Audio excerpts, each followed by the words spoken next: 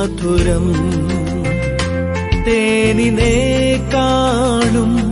തേൻ കട്ടയെക്കാളും എന്നാവിൻ എത്ര മധുരം. ഹല്ലേലൂയ ഹല്ലേലൂയ. ആ തികവുള്ള വചനം നമ്മളെ പെർഫെക്റ്റ് ആക്കുന്നതാണ് എന്നാണ് നമ്മൾ കണ്ടത്. ഒരു വാക്യം കൂടെ ഇതുമായിട്ട് ചേർന്ന് പുതിയ നിയമത്തിൽ തന്നെ എബ്രായ ലേഖനം 4-ാം അധ്യായത്തിൻ്റെ 12-ാമത്തെ വാക്യം ഞാനൊന്ന് വായിക്കും. ദൈവത്തിൻ്റെ വചനം ജീവനും ചൈതന്യവുമുള്ളതായി ഇരുവായ്ത്തലയുള്ള ഏതു വാളിനേക്കാളും മൂർച്ചയേറിയതും പ്രാണനെയും ആത്മാവിനെയും സന്ധിമജ്ജകളെയും വേർവിടുവിക്കും വരെ തുളച്ചു ചെല്ലുന്നതും ഹൃദയത്തിലെ ചിന്തനങ്ങളെയും ഭാവങ്ങളെയും വിവേചിക്കുന്നതും ആകുന്നു. God's word is living and active. Living ആണ്, ജീവനുള്ളതാണ്. ഒരു ബുക്ക് ജീവനുള്ളതാണെന്ന് നമുക്ക് പറയാൻ പറ്റത്തില്ല. പക്ഷെ വേറെ കാര്യമുണ്ട്, ദൈവത്തിന്റെ വചനം ജീവനുള്ളതാണ്. ഈ കടലാസ് അല്ല ജീവനുള്ളത്, ഇതിലെ വചനം, ദൈവനിശ്വാസീയമായ ദൈവത്തിന്റെ വചനം ജീവനുള്ളതാണ്, ജീവൻ കൊടുക്കുന്നതാണ്. ജീവൻ ഉള്ളതാണെന്ന് പറയുമ്പോൾ അതിന്റെ അർത്ഥം അതാണ്. It gives us life. നമ്മളെ ജീവിപ്പിക്കുന്നതാണ്, ചൈതന്യമുള്ളതാണ്, ആക്റ്റീവാണ്. ദൈവത്തിന്റെ വചനം പാസീവ് അല്ല, അത് ക്രിയ ചെയ്യുന്നതാണ്. ഇത് യഥാർത്ഥത്തിൽ വായിച്ച് ഒരു വ്യത്യാസവും ഉണ്ടാകാതിരിക്കുന്നത് ഏതാണ്ട് അസംഭവ്യമായ കാര്യമാണ്. നമ്മൾ ഈ വചനം ദൈവത്തിന്റെ വചനമായി തിരിച്ചറിഞ്ഞു വായിച്ചാൽ അത് നമ്മളെ രൂപാന്തരപ്പെടുത്തും. അത് ചൈതന്യമുള്ളതാണ്, അത് ലിവിങ് ആണ്, ജീവനുള്ളതാണ്, പാസീവ് അല്ല, ആക്റ്റീവാണ്, ക്രിയ ചെയ്യുന്നതാണ്. അപ്പോൾ വചനം വായിക്കുമ്പോൾ അത് നമ്മളിൽ ക്രിയ ചെയ്യുന്നുണ്ടോ എന്ന് നോക്കണം. അതിനുവേണ്ടിയാണ് ദൈവത്തിൻ്റെ വചനം നമുക്ക്, ദൈവവചനം നമുക്ക് നൽകിയിരിക്കുന്നത്. അത് ക്രിയ ചെയ്യുന്നതാണ്. പിന്നെ എഴുതിയിരിക്കുന്ന വാക്ക് ഇരുവായ്ത്തലയുള്ള ഏതു വാളിനേക്കാളും മൂർച്ചയേറിയതാണെന്ന്. എന്ന് വെച്ച് കഴിഞ്ഞാൽ കട്ട് ചെയ്യുന്നതെന്ന് പറയുമ്പോൾ നശിപ്പിക്കാൻ വേണ്ടി, കട്ട് ചെയ്യാന്ന് പറഞ്ഞാൽ പല രീതിയിലുണ്ട്, നശിപ്പിക്കാൻ വേണ്ടി കട്ട് ചെയ്യുന്ന കാര്യമല്ല.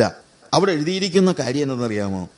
ഇരുവായ്ത്തലുള്ള ഏത് വാളിനേക്കാളും മൂർച്ചയേറിയതും പ്രാണനെയും ആത്മാവിനെയും സന്ധിമഞ്ഞകളെയും വേർവിടുവിക്കും വരെ തുളച്ചു ചെല്ലുന്നതുമാണ്.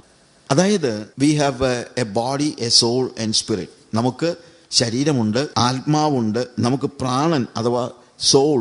V have body, soul and spirit. നമ്മുടെ ബീയിങ്ങിന്റെ വിവിധ തലങ്ങളാണ്. പ്രാണനുണ്ട്, ആത്മാവുണ്ട്, സന്ധിമജ്ജകൾ, ബോഡി, സോൾ ആൻഡ് സ്പിരിറ്റ്. ബീയിങ്ങിന്റെ വിവിധ തലങ്ങൾ നമുക്കുണ്ട്.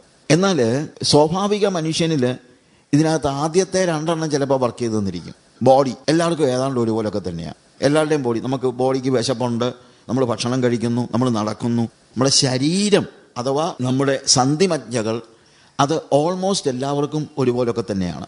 അത് ഉപയോഗിക്കുന്നത് പല രീതിയിലായിരിക്കും, അതിൻ്റെ പ്രവൃത്തി ഏതാണ്ട് ഒരുപോലെയാണ്. രണ്ടാമത് നമുക്കുള്ളത് മൈൻഡാണ്. അതിന് സോൾ എന്ന വാക്ക് സാധാരണ ഉപയോഗിക്കാറുണ്ട്. അതിനകത്ത് നമ്മുടെ മനസ്സുണ്ട്, ഇൻ്റലിജൻസ് ഉണ്ട്, അതേപോലെ നമ്മുടെ വിൽ പവറും ഉണ്ട്. അതും നമ്മുടെ സോളിൻ്റെ ഭാഗമാണ്. വിൽ പവർ എന്ന് പറയുമ്പോഴത്തേക്ക് ഇച്ഛാശക്തിയുണ്ട്, തീരുമാനമെടുക്കുന്ന, നമ്മൾ ചില തീരുമാനങ്ങളൊക്കെ എടുക്കുന്നു, അതൊക്കെ എല്ലാവരും തീരുമാനങ്ങൾ എടുക്കും. നമ്മുടെ ഇൻ്റലിജൻസ് വർക്ക് ചെയ്യുന്നുണ്ട്. ഇതൊക്കെ എല്ലാ മനുഷ്യരിലും ഉണ്ട്. അപ്പോൾ ആദ്യത്തെ 2 കാര്യങ്ങൾ അതുകൊണ്ടാണ് ഞാൻ പറഞ്ഞത്. നമ്മുടെ ബോഡി, നമ്മുടെ സോൾ, ഇത് എല്ലാ മനുഷ്യരിലും ഏകദേശം ആക്റ്റീവാണ്. അതിൻ്റെ അപ്പുറത്തുള്ളതാണ് സ്പിരിറ്റ്. എൻ്റെ ചിന്തകളെയും എൻ്റെ ഇച്ഛകളെയും എല്ലാം കടന്നു ചെല്ലുന്ന ഒരു ആത്മതലമുണ്ട്.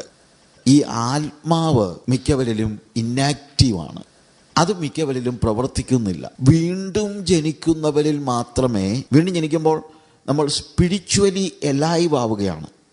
വീണ്ടും ജനിക്കുക എന്ന് പറയുമ്പോൾ നമ്മുടെ ബീയിങ്ങിന് ഒരു പുതിയ തലത്തിലേക്ക് കയറുന്നതാണ്. നേരത്തെ നമ്മുടെ സ്പിരിറ്റ് ഈ കാര്യമായിട്ട് വർക്ക് ചെയ്തിട്ടില്ല. റിലീജിയനും സ്പിരിറ്റിനെ സ്പർശിക്കുന്നില്ല, നമ്മുടെ മൈൻഡിനെ സ്പർശിക്കുന്നുണ്ട്, നമ്മുടെ മനസ്സിനെ സ്പർശിക്കുന്നുണ്ട്. അതുകൊണ്ടാണ് ചിലപ്പോൾ നമ്മൾ പറയുമല്ലോ, എടാ നീ ഞങ്ങളുടെ യോഗത്തിനൊക്കെ വന്നിരിക്കുക, നിനക്കൊരു മനസമാധാനം ഉണ്ടാകട്ടെന്ന്. അതിനിപ്പോൾ നമ്മളെ യോഗത്തിന് വരണമെന്നില്ല. ശ്രീ രവിശങ്കറിൻ്റെ മീറ്റിങ്ങിന് പോയിരുന്നാലും ചിലപ്പം അവന് മനസമാധാനം ഉണ്ടായെന്നിരിക്കും. അവൻ്റെ ആത്മാവ് നിർജീവമാണ് അപ്പോഴും. അങ്ങനെ ഇച്ഛകളെയും മനസ്സിനെയും ഇൻ്റലിജൻസിനെയും എല്ലാം എല്ലാവർക്കും എല്ലാം പ്രവർത്തിക്കുന്നുണ്ടെങ്കിലും ദൈവവചനത്തിൻ്റെ പ്രത്യേകത പറയുകയാണ്, അത് മൂർച്ചയുള്ളതാണ്, അത് ശരീരത്തിനകത്തോട്ട്, നമ്മുടെ ബോഡി മുറിച്ച് കളയുന്നെന്നുള്ള അർത്ഥത്തിലല്ല, ശരീരത്തിൻ്റെയും ദേഹിയുടെയും ഇടയിലൂടെ കയറി നമ്മുടെ ആത്മാവിനെ സ്പർശിക്കുന്നതാണ് ദൈവത്തിൻ്റെ വചനം. അതാ ഇവിടെ പറയുന്ന കാര്യം. ദൈവത്തിൻ്റെ വചനം ജീവനും ചൈതന്യമുള്ളതായി ഇരുവായ്ത്തലയുള്ള ഏത് വാളിനേക്കാളും മൂർച്ചയേറിയതും പ്രാണനെയും ആത്മാവിനെയും സന്ധിമഞ്ചകളെയും വേർപിടിവിക്കും വരെ തുളച്ചു ചെല്ലുന്നതും ഹൃദയത്തിലെ ചിന്തനങ്ങളെയും ഭാവങ്ങളെയും വിവേചിക്കുന്നതുമാകുന്നു. ദൈവവചനം വായിക്കുമ്പോൾ അതെൻ്റെ ഓരോ കാര്യങ്ങളും എൻ്റെ ഇൻ്റലിജൻസിലാണോ കാര്യങ്ങൾ പ്രവർത്തിക്കുന്നത്, എൻ്റെ ബുദ്ധിയിലാണോ, എൻ്റെ മനസ്സിലാണോ, അതോ എൻ്റെ ആത്മാവിലേക്ക് കയറിയിട്ടുണ്ടോ എന്ന് വചനം നമ്മളെ പഠിപ്പിക്കും. നമുക്ക് പലപ്പോഴും ഉണ്ടാകുന്ന പ്രശ്നം, റിലീജിയൻ്റെ ഒരു പ്രത്യേകത, കുറച്ച് ഇമോഷണൽ ഔട്ട്ബേഴ്സ്റ്റ് ഒക്കെ ഉണ്ടായിക്കഴിഞ്ഞാൽ നമ്മളങ്ങ് സംതൃപ്തരാകും. നമ്മുടെ ആത്മാവിന് രൂപാന്തരം ഉണ്ടാകണമെന്ന് നിർബന്ധമില്ല. അതിപ്പോൾ എല്ലായിടത്തും ഉണ്ട്. വചനം വായിക്കാത്തവരിലും ചിലപ്പം ഇമോഷണൽ എക്സ്പ്ലോഷറൊക്കെ ഉണ്ടായെന്നിരിക്കും. വചനം വായിക്കുമ്പോൾ നമ്മുടെ ചിന്തകളും നമ്മുടെ വില്ലും അതിനെയെല്ലാം കടന്നു ചെന്നിട്ട് ആത്മാവിനെ പോയി സ്പർശിക്കും. അത് വചനത്തിനേ പറ്റൂ. അതുകൊണ്ടാണ് വചനം ഇത്ര പ്രാധാന്യമുള്ളതാകുന്നത്. നമ്മളെ തികഞ്ഞവരാക്കണമെങ്കിൽ നമ്മുടെ ബോഡി, നമ്മുടെ മൈൻഡ്, നമ്മുടെ വില്ല് ഇതെല്ലാം കഴിഞ്ഞ് അതിനപ്പുറത്ത് നമ്മുടെ ആത്മാവും കൂടെ ഒരുപോലെ, അപ്പോൾ മാത്രമേ നമുക്ക് പറയാൻ പറ്റൂ ഇതൊരു ഹോളിസ്റ്റിക് ആയിട്ടുള്ള ഒരു കാര്യമാണെന്ന്. നമ്മളുടെ പ്രത്യേകത അതാണ്. ദൈവം എല്ലാ തലത്തിലും വർക്ക് ചെയ്യുന്നുണ്ട്. ദൈവം നമ്മുടെ ശരീരത്തിലും വർക്ക് ചെയ്യുന്നുണ്ട്, ദൈവം നമ്മുടെ മൈൻഡിലും വർക്ക് ചെയ്യുന്നുണ്ട്. ഇതിൻ്റെ അപ്പുറത്ത് നമ്മുടെ ആത്മാവിലേക്ക് പ്രവർത്തിക്കണമെങ്കിൽ ആത്മാവ് സജീവമായിരിക്കണം. സ്വാഭാവിക മനുഷ്യൻ്റെ ആത്മാവ് സജീവമല്ല. ആദം പാപം ചെയ്തപ്പോൾ അതിനു മുമ്പ് അവനും ദൈവവുമായിട്ട് ദൈവത്തിൻ്റെ ആത്മാവ് പറയുന്നതെല്ലാം അവൻ കേട്ടുകൊണ്ടിരുന്നു. അവൻ ആത്മാവിൽ മനസ്സിലാക്കി. ആത്മാവിലാ കാര്യങ്ങൾ മനസ്സിലാക്കേണ്ടത്. കർത്താവ് തന്നെ ശമരിയാക്കാരി സ്ത്രീയോട് പറഞ്ഞാൽ ഇന്നും നമ്മൾ കേട്ടത്. ശമരിയാക്കാരി സ്ത്രീയോട് പറയുമ്പോഴത്തേക്ക് എന്താ പറയുന്നത്? ദൈവം ആത്മാവാകുന്നു, അവനെ നമസ്കരിക്കുന്നവർ സത്യത്തിലും ആത്മാവിലും അവനെ നമസ്കരിക്കണം. നമ്മുടെ സ്പിരിറ്റ് ലൈവ് ആകണം. നമ്മുടെ ആത്മാവ് സജീവമാകണം. നമ്മുടെ ആത്മാവിനെ സജീവമാക്കുന്നതാണ് ദൈവത്തിൻ്റെ വചനം.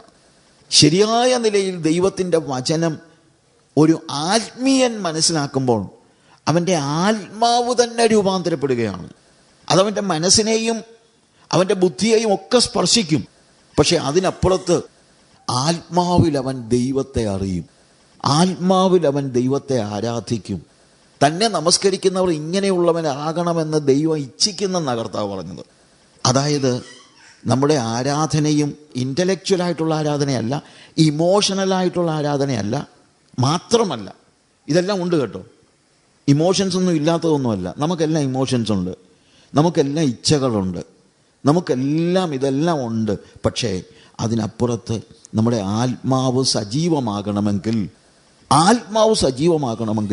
വചനം പ്രവർത്തിക്കണം. വചനം എന്തു ചെയ്യും? ബുദ്ധിയുടെയും ജ്ഞാനത്തിൻ്റെയും ഇമോഷൻസിൻ്റെയും അപ്പുറത്തേക്ക് കയറി നമ്മുടെ ആത്മാവിനെ അത് രൂപാന്തരപ്പെടുത്താൻ തുടങ്ങും. അങ്ങനെ ഒരു അനുഭവം നമുക്കുണ്ടാകണം. എൻ്റെ ചിന്തകൾ അല്ലെങ്കിൽ എൻ്റെ ഇച്ഛകൾ അത് ആത്മാവിന് യോജിക്കുന്നതാണോ, അതിനെ തുളച്ച് ചെല്ലുന്നതെന്നാണ് പറഞ്ഞത്. അതിനെ ഡിസേൺ ചെയ്യുന്നതാണ്. അതൊരാവശ്യമുള്ള ഒരു കാര്യമാണ്. എല്ലാ തലവും ഞാൻ പറഞ്ഞല്ലോ, ഇമോഷൻസ് വേണ്ടെന്നൊന്നുമല്ല ഞാൻ പറയുന്നത്. വചനം എല്ലാ തലത്തിലും വേണം. വചനം വായിക്കണം. എൻ്റെ ഡേ ടു ഡേ ലൈഫിൽ ദൈവ വചനം ഞാൻ പഠിക്കണം. വചനം എൻ്റെ മനസ്സിൻ്റെ തുടിപ്പാകണം. എന്നാൽ വചനം എൻ്റെ ആത്മാവിൽ ഇറങ്ങിച്ചെല്ലണം. എൻ്റെ ഇൻ്റലിജൻസ് വചനം വായിക്കുമ്പം തീർച്ചയായും ബുദ്ധിപരമായി നമുക്ക് ഒത്തിരി കാര്യങ്ങൾ മനസ്സിലാകണം. കാരണം വചനം നമ്മുടെ ബുദ്ധിയെയും സ്പർശിക്കും, നമ്മുടെ ഇച്ഛകളെയും സ്പർശിക്കും.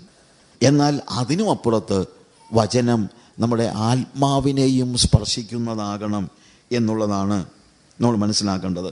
ഇവിടെ എഴുതിയിരിക്കുന്നത് ദൈവത്തിൻ്റെ വചനം ജീവനും ചൈതന്യവുമുള്ളതായി ഇരുവായ്ത്തലയുള്ള ഏത് വാളിനേക്കാളും മൂർച്ചയേറിയതും പ്രാണനെയും ആത്മാവിനെയും സന്ധിമഞ്ചകളെയും വേർപിടിവിക്കും വരെ തുളച്ചു ചെല്ലുന്നതും. അപ്പോൾ വചനം വായിക്കുമ്പോൾ നമ്മൾ വേർപിടിക്കുക. നമ്മൾ തന്നെ പറയും എൻ്റെ ഒരു ധാരണ അങ്ങനെയായിരുന്നു. ദൈവം അതല്ല ഉദ്ദേശിക്കുന്നത്. ഞാൻ എങ്ങനെ മനസ്സിലാക്കിയത്? ആത്മാവിലാണ്. ഇൻ്റലക്ച്വൽ അണ്ടർസ്റ്റാൻഡിങ് അല്ല അത്. അതിനപ്പുറത്ത് വചനം എല്ലാ മണ്ഡലങ്ങളിലും വർക്ക് ചെയ്യണം. എൻ്റെ മനസ്സിൽ വർക്ക് ചെയ്യണം, എൻ്റെ ബുദ്ധിയിൽ, എൻ്റെ ഇമോഷൻസിൽ, എല്ലായിടത്തും നമ്മൾ ഒരുപോലെ വർക്ക് അപ്പോഴാണ് പെർഫെക്റ്റ് ആകുന്നത്. ഇനി സങ്കീർത്തനത്തിൻ്റെ 19-ാം അധ്യായത്തിൽ നമ്മൾ വായിച്ച 7-ാം വാക്യത്തിൽ വായിച്ച എന്താണ്? യഹോവയുടെ ന്യായപ്രമാണം തികവുള്ളത്. It is perfect. അത് പെർഫെക്റ്റ് ആകണമെങ്കിൽ നമ്മുടെ എല്ലാ മണ്ഡലങ്ങളിലും അത് പ്രവർത്തിക്കുമ്പോഴാണ് അത് പെർഫെക്റ്റ് ആകുന്നത്. Let's come back. സങ്കീർത്തനം 19-7, യഹോവയുടെ ന്യായപ്രമാണം തികവുള്ളത്, അത് പ്രാണനെ തണുപ്പിക്കുന്നു. കേൾക്കുമ്പോൾ നമുക്ക് പെട്ടെന്ന് അത് നമുക്കൊരാശ്വാസം നൽകുന്നത് എന്ന ഒരു നിലയിൽ മലയാളത്തിൽ നമ്മൾ വായിക്കുമ്പോൾ നമുക്ക് പെട്ടെന്ന് മനസ്സിലാകുന്ന ഒരു കാര്യം അതാണ്. ദൈവവചനം വായിച്ചാൽ നമുക്ക് വളരെ ആശ്വാസം ഉണ്ടാകും കേട്ടോ. പ്രാണനൊരു തണുപ്പ് അങ്ങനെ പറയുമല്ലോ സാധാരണ രീതിയിൽ. പക്ഷേ ആ പ്രാണനെ തണുപ്പിക്കുന്നു എന്നുള്ള വാക്ക് വളരെ ഡിഫറൻ്റായിട്ടുള്ള ഒരു വാക്ക് അവിടെ ഉപയോഗിച്ചിരിക്കുന്നത്. യഹോവയുടെ ന്യായപ്രമാണം തികവുള്ളത്, അത് പ്രാണനെ തണുപ്പിക്കുന്നു. അവിടെ തണുപ്പിക്കുന്നു എന്നുള്ള വാക്ക് ഉപയോഗിച്ചിരിക്കുന്നത് റെസ്റ്റോഴ്സ് മൈ സോൾ. എൻ്റെ പ്രാണനെ അഥവാ എൻ്റെ ആത്മാവിനെ അത് റെസ്റ്റോർ ചെയ്യുന്നതാണ്. അതായത് വഴി തെറ്റിപ്പോയ ഒന്നിനെ തിരികെ കൊണ്ടുവരുന്നതാണ് റെസ്റ്റോറേഷൻ എന്ന് പറയുന്നത്. ശരിക്കും എന്നെ അത്ഭുതപ്പെടുത്തിയൊരു കാര്യമുണ്ട്. ഇവിടെ ഉപയോഗിച്ചിരിക്കുന്ന വാക്ക് മാനസാന്തരത്തിന് പുതിയ നിയമത്തിൽ ഉപയോഗിച്ചിരിക്കുന്ന വാക്കുണ്ടല്ലോ, മാനസാന്തരപ്പെടുക. ഷൂബ് എന്നുള്ള പറഞ്ഞൊരു വാക്കാണ്. ഷൂബ് എന്ന് പറയുമ്പോൾ നിങ്ങൾ പൊയ്ക്കൊണ്ടിരിക്കുന്ന വഴിയിൽ നിന്ന് തിരികെ നേരെ ഓപ്പോസിറ്റ് വഴിയിലേക്ക് നടത്തുന്നു എന്ന് പറയുന്നതാണ് ഷൂബ് എന്ന് പറയുന്ന വാക്ക്. അത് പ്രാണനെ തിരിക്കുന്നു, ടേൺസ് ബാക്ക്. റിപ്പൻറ്റൻസിന് ഉപയോഗിച്ചിരിക്കുന്ന വാക്കാണ്. പോകുന്ന വഴിയുടെ നേരെ വിപരീത ദിശയിലേക്ക് തിരിക്കുന്നു. റിപ്പൻറ്റ് ചെയ്യാന്ന് പറഞ്ഞു കഴിഞ്ഞാൽ ശരിക്കും യോഹന്നാൻ സ്നാപകൻ വന്നിട്ട് പറഞ്ഞു, repent for the kingdom of God is at hand. ദൈവരാജ്യം സമീപിച്ചിരിക്കാൻ മാനസാന്തരപ്പെടുവിൻ. യേശുവും പറഞ്ഞത് എന്താണ്? ദൈവരാജ്യം സമീപിച്ചിരിക്കാൻ മാനസാന്തരപ്പെടുവിൻ എന്ന് വെച്ചാൽ അതിൻ്റെ അർത്ഥം എന്താ? നീ ഇപ്പോൾ പോകുന്ന വഴി പാപത്തിലേക്കുള്ള വഴിയാണ്. പാപത്തിലാണ് നീ സഞ്ചരിക്കുന്നത്, നരകത്തിലേക്കുള്ള വഴിയിലാണ് നീ പോകുന്നത്. Turn, God's kingdom is in the back. ദൈവത്തിൻ്റെ രാജ്യം പുറകില. നീ ദൈവത്തിന് പുറംതിരിഞ്ഞ് നരകത്തിലേക്ക് പൊക്കൊണ്ടിരിക്കുക മക്കളെ. നീ തിരിയടാ, നീ ദൈവത്തിങ്കലേക്ക് തിരിയുക. ശരിക്കും ഷൂബ് എന്ന വാക്ക് അവിടെ ഉപയോഗിച്ചിരിക്കുന്നത് ദൈവത്തിങ്കലേക്ക് തിരിയുക എന്ന അർത്ഥത്തിലാണ്. യഹോവയുടെ വചനം, അത് ന്യായപ്രമാണം, അത് തികവുള്ളത്, ഇറ്റ് ഈസ് പെർഫെക്റ്റ്. അത് പ്രാണനെ തിരിക്കുന്നു, നിന്റെ ജീവിതത്തെ മടക്കി വരുത്തുന്നു, ട്രാൻസ്ഫോം. ശരിക്കും ദൈവവചനമാണ് ഏതു മനുഷ്യനെയും മടക്കി വരുത്തുന്നത്. നേരെ ഓപ്പോസിറ്റ് വഴിയിൽ വചനമാണ് എപ്പോഴും നമ്മളെ തിരിച്ചു വരുത്തുന്നത്, ദൈവ വഴിയിലേക്ക് നമ്മളെ മടക്കി കൊണ്ടുവരുന്നത്, നമ്മൾ പൊയ്ക്കൊണ്ടിരിക്കുന്ന വഴി തിരിച്ചുവിടുന്നത്. അതാണ് അവിടെ കാണുന്നത്. The word makes a person turn to God. അവൻ ദൈവത്തിങ്കിലേക്ക് തിരികെയാണ്. അവൻ്റെ പാപ വഴികളിൽ നിന്ന് ദൈവ വഴിയിലേക്ക് തിരിച്ചുവിടുകയാണ്. അത് വചനമാണ് എന്ന് നമുക്ക് മനസ്സിലാക്കാൻ പറ്റുന്നത്. ഈ വചനമല്ലേ നമ്മളെ ഒരു പുതിയ ക്രിയേഷൻ ആക്കിയത്, ഒരു പുതിയ സൃഷ്ടിയാക്കിയത്? പാപ വഴിയിൽ പോയിരുന്നതായ നമ്മൾ ദൈവത്തിൻ്റെ ശബ്ദം കേട്ട്, ദൈവത്തിൻ്റെ വചനം കേട്ട്, ആ വചനം കേട്ടത് കൊണ്ടാണ് നമ്മൾ തിരിഞ്ഞത്. നമ്മൾ റോമാലേഖനത്തിൽ വായിക്കുമ്പോൾ 10-ാം അധ്യായത്തിൻ്റെ 17-ാമത്തെ വാക്യത്തിൽ നമ്മൾ കാണുന്ന ഒരു കാര്യമുണ്ട്. ആകയാൽ വിശ്വാസം കേൾവിയാലും കേൾവി ക്രിസ്തുവിൻ്റെ വചനത്താലും വരുന്നു. നമ്മൾ വിശ്വാസത്തിൽ വന്നത് വചന കേൾവി കൊണ്ടാണ്. അതിൻ്റെ മുകളിലുള്ള ഭാഗങ്ങൾ വായിക്കുമ്പോഴും അവിടെയും നമ്മൾ കാണുന്ന കാര്യം അതാണ്. 14-ാമത്തെ വാക്യത്തിൽ അല്ലെങ്കിൽ 13-ാമത്തെ വാക്യത്തിൽ കർത്താവിൻ്റെ നാമത്തെ വിളിച്ചപേക്ഷിക്കുന്ന ഏവനും രക്ഷിക്കപ്പെടുമെന്നുണ്ടല്ലോ. എന്നാൽ അവർ വിശ്വസിക്കാത്തവനെ എങ്ങനെ വിളിച്ചപേക്ഷിക്കും? കേട്ടിട്ടില്ലാത്തവനിൽ എങ്ങനെ വിശ്വസിക്കും? പ്രസംഗിക്കുന്നവനില്ലാതെ എങ്ങനെ കേൾക്കും? അപ്പൊ കേൾക്കണമെങ്കിൽ പ്രസംഗിക്കണം. പ്രസംഗിക്കുന്നത് എന്താ? വചനം. അപ്പോൾ വചനമാണ് ഒരുവനെ രൂപാന്തരപ്പെടുത്തുന്നത്. അത് ആദ്യ സമയം മുതൽ. അതുകൊണ്ടാണ് വിശ്വാസം കേൾവിയാലും കേൾവി ദൈവത്തിൻ്റെ വചനത്താലും വരുന്നു. വചനം കേൾക്കുന്നവൻ ട്രാൻസ്ഫോംഡ് ആകുന്നു. പ്രാണനെ തണുപ്പിക്കുന്നു എന്ന് പറയുന്ന വാക്കിന് ശരിക്കും പറഞ്ഞു കഴിഞ്ഞാൽ പ്രാണനെ തിരിച്ചു വരുത്തുന്നു. പൊയ്ക്കൊണ്ടിരിക്കുന്ന വഴിയിൽ നിന്ന് ദൈവ വഴിയിലേക്ക് അവനെ കൊണ്ടുവരുന്നു എന്നാ പറയുന്നത്. അങ്ങനെ കൊണ്ടുവരുന്ന ആ ഒരു അവസ്ഥ പാപിയെ വിശുദ്ധനാക്കുന്നതാണ് ദൈവത്തിന്റെ വചനം. Transformation from a sinner to a saint. പാപിയായിരുന്ന നമ്മളെ വചനമാണ് വേർതിരിച്ച് തിരിപ്പിച്ച് ദൈവത്തിങ്കലേക്ക് അടുപ്പിച്ചത്. യഹോവയുടെ ന്യായപ്രമാണം തികവുള്ളത് അത് പ്രാണനെ തിരിച്ചു വരുത്തുന്നു, തിരികെ വരുത്തുന്നു. തണുപ്പിക്കുന്നു എന്നുള്ള വാക്കാണ് മലയാളത്തിൽ ഉപയോഗിച്ചിരിക്കുന്നത്. പക്ഷേ യഥാർത്ഥത്തിലുള്ള അർത്ഥം അത് പ്രാണനെ ഇപ്പോൾ പൊയ്ക്കൊണ്ടിരിക്കുന്ന പാപ വഴിയിൽ നിന്ന് തിരികെ വരുത്തുന്നു എന്നുള്ളതാണ്.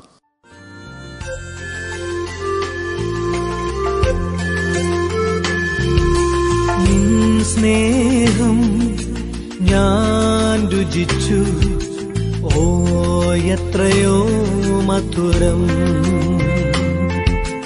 നിൻ സ്നേഹം ഞാൻ രുചിച്ചു, ഓ എത്രയോ മധുരം. തേനിനേക്കാളും തേൻ കട്ടയെക്കാളും എന്നാവിൻ എത്ര മധുരം. തേനിനേക്കാളും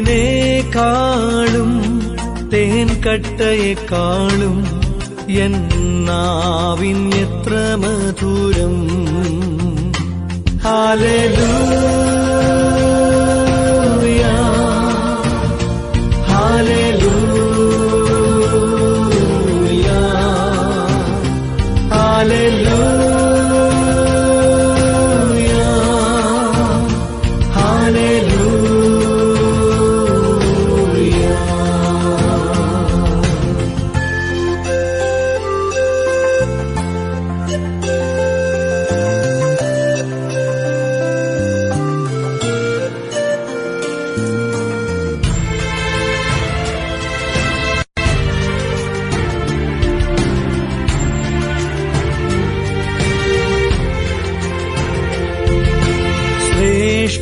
ശ്രേഷ്ഠതയാർന്ന പദവികളും മാന്യതയും തന്നു നീ. നീനച്ചതിലും മേൽത്തരമാ ഊഴിയിൽ നിർത്തിയല്ലോ. ശ്രേഷ്ഠതയാർന്ന പദവികളും മാന്യതയും തന്നു നീ. നീനച്ചതിലും മേൽത്തരമാ ഊഴിയിൽ നിർത്തിയല്ലോ. ഹല്ലേലൂയ, ഹല്ലേലൂയ, ഹല്ലേലൂയ.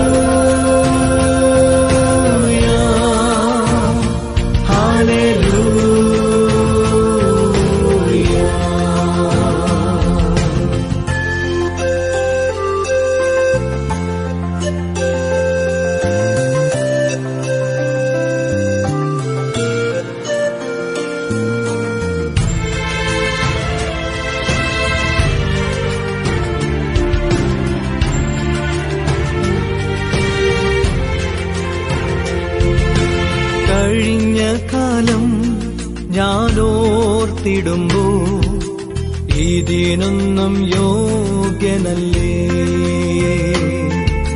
ബലഹീനനാ ഏഴയന്നെ ബലത്തോടെ നിർത്തിയല്ലോ.